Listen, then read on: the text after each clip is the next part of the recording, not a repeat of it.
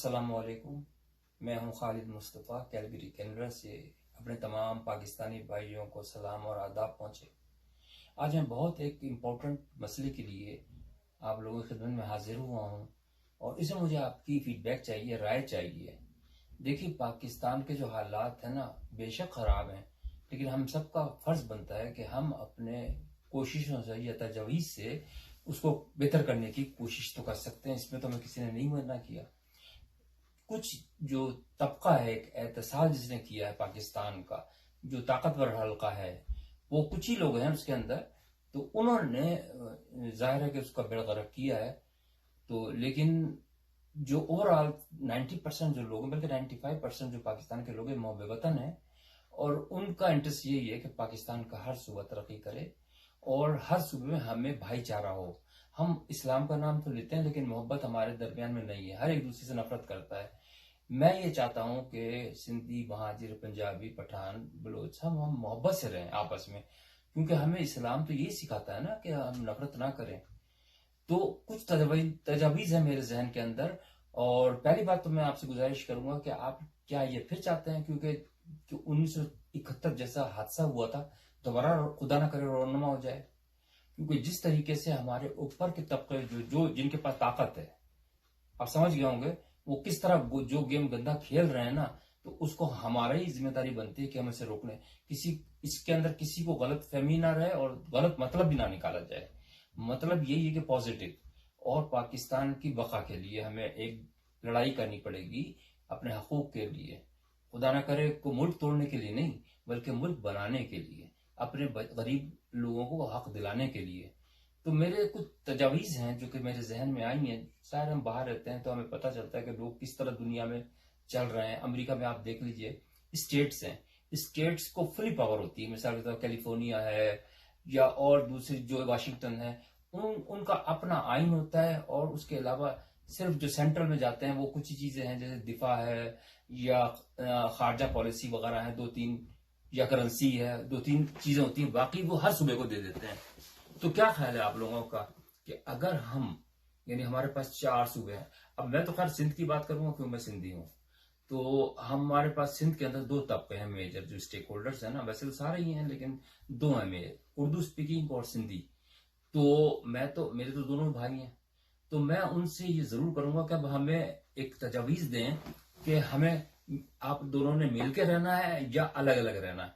रहना पाकिस्तान में ही है, लेकिन अगर आप दोनों साथ रहते हैं तो ताकत ज्यादा होगी आपकी, क्योंकि हम भी सिंधी हैं, आप भी सिंधी हैं। तो हम अगर एक साथ रहेंगे तो हमारी ताकत बढ़ जाएगी।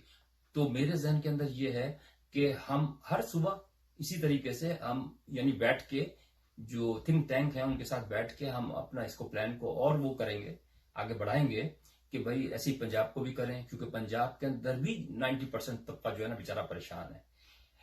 इनके ताल्लुकात हैं उस अदारे से, तो वो तो खुश हैं, उनको कुछ नहीं होता। लेकिन वो लोग भी देखो पैसे लेके भाग जाते हैं। अगर वो भी थोड़ा इंसानियत वो करें और हमारे बेचारे मजलूम लोगों को भी सोचें कुछ के, उनके लिए भी कुछ करना है, तो लेकिन वो कोई नहीं सोचता। तो अब टाइम बिल्कुल हमारे पास है नहीं एक्चुअली। हमें अपना करना चाहिए कि अब फैसला कुन होगी बात।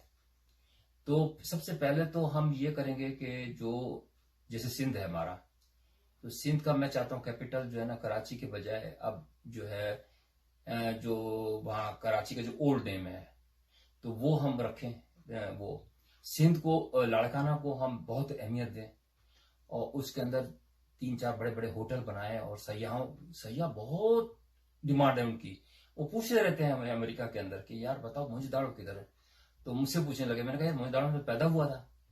तो कहना अच्छा हाँ, मैंने कहा हाँ, क्योंकि असल तो मोहनजोदड़ो तो एक पुराना, उसको कहते हैं खंडरात को, लेकिन हम तो लाड़काना पैदा हुए, तो वो लाड़काना वही है ना, मोहनजोदड़ो ही है एक्चुअली। तो उसको किसी ने पूछा नहीं, सारा बर्बाद हो गया। हम चाह रहे हैं अब कि किसी जरदारी के पास, किसी बिलावल के पास, किसी इमरान के पास, किसी नवाज के पास जाने की जरूरत ना पड़े। हम अपनी एक अलग पार्टी बनाएंगे, बिल्कुल ईमानदारी के साथ।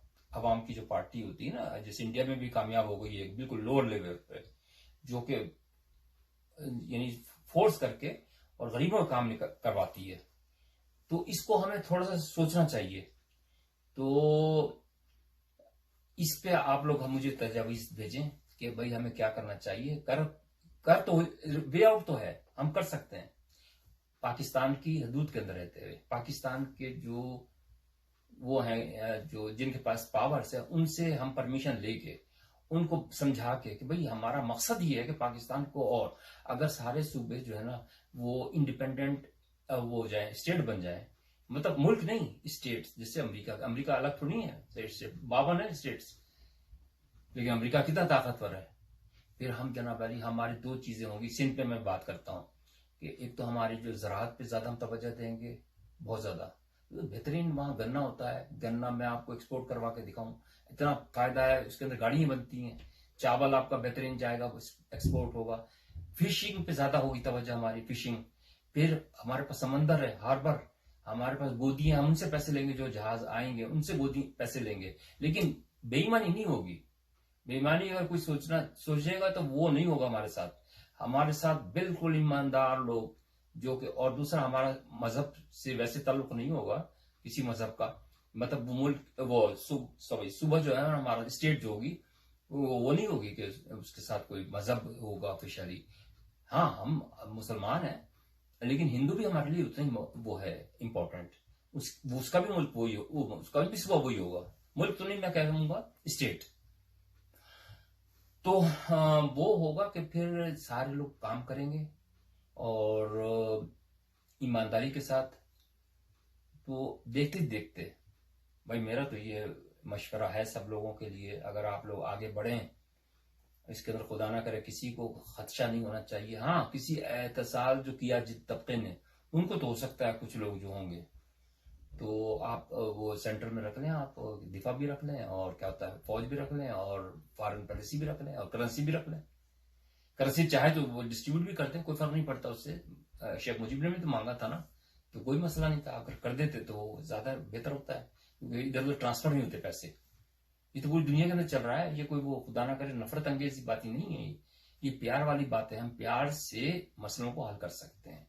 अगर आप चाहें तो मेरी भी खिदमत हासिल है, हम एक जमात बना सकते हैं जिसके अंदर हम सिर्फ ईमानदार, क्योंकि लोग सिंध के लोग जरदारियों से तंग आ चुके हैं, वो अपना पेट भर रहे हैं, ठीक है भरते रहे, लेकिन अब नहीं भरेंगे कोई भी। अब आवाम का पेट भरेगा, गरीब का पेट भरेगा। बिल्कुल मैं सीरियसली कह रहा हूं, ईमानदारी के साथ कह रहा हूं। आप लोग तजावीज दें कि आपने किस तरीके से आगे बढ़ना है, तो फिर हम उसका जो है ना और भी बताएंगे आपको बातें कि किस तरीके से हो सकता है ये काम। तो हम सिंध धरती हमारी होगी, पंजाब धरती हमारी होगी, बलूचिस्तान धरती हमारी होगी, और जनाब देखिए वहां पे बलूचिस्तान के अंदर हमारे पास सोना है, हमारे पास चांदी है, हमारे पास, हम वो करेंगे, एक्सप्लोर करेंगे, तो वो भेजेंगे, बेचेंगे, पैसे कमाएंगे खूब सारे। हमारे हर सूबा जो है ना ऐसा तरक्की हो जाएगा कि जैसे अमेरिका होता है।